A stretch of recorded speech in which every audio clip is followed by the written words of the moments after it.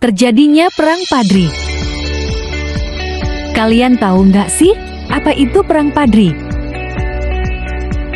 Perang Padri dikenal sebagai perang saudara yang akhirnya menjadi perang melawan pemerintahan Hindia Belanda atau lebih dikenal sebagai kolonial Belanda. Perang ini berlangsung pada tahun 1803 sampai 1838 di daerah Sumatera Barat dan sekitarnya, terutama di daerah Kerajaan Pagaruyuang. Perang Padri terjadi dalam 3 masa. Pertama tahun 1821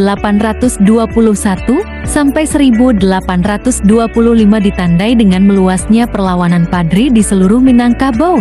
Kedua, 1825 sampai 1830 adalah masa di mana pertempuran mulai mereda karena Belanda mengadakan perjanjian-perjanjian dengan kaum Padri. Kaum adat yang mulai terdesak saat itu meminta bantuan kepada Belanda melawan kaum Padri.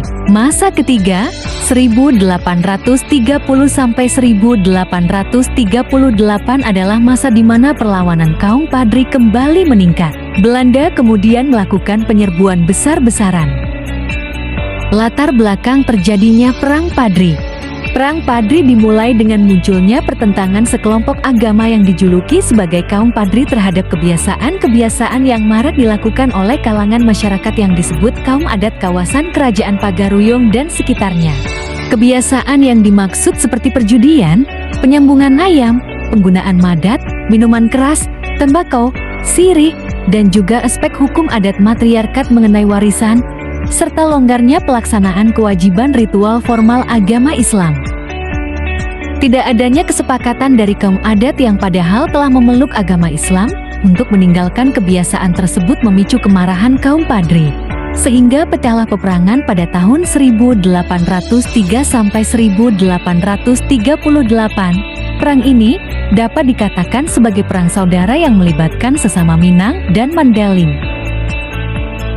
Para tokoh yang terlibat dalam Perang Padri.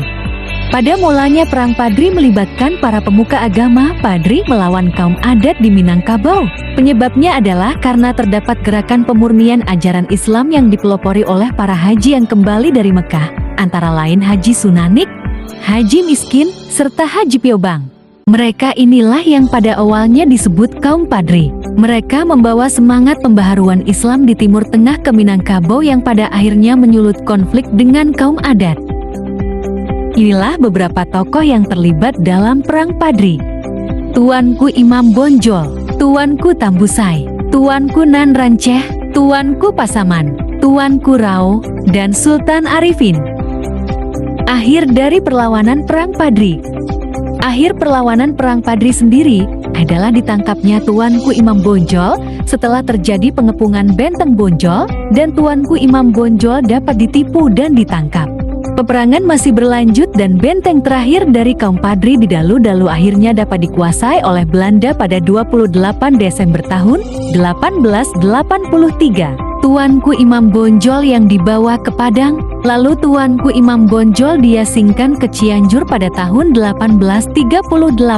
Kemudian tahun 1839 dipindahkan ke Ambon. Lalu meninggal dunia pada usia 92 tahun pada tanggal 6 November tahun 1864 di Lete Minahasa. Sekian video presentasi dari kami, terima kasih telah menonton. Semoga bermanfaat.